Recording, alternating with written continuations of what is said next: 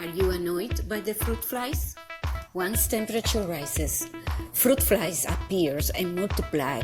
You can eliminate it by building a very easy trap. All you need is a little bit of balsamic vinegar. Put it into a container and cover it with plastic.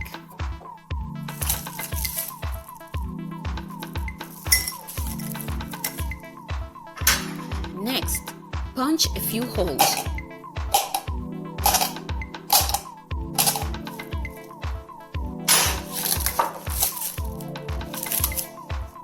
The smell of the vinegar will attract the flies and they will remain trapped inside.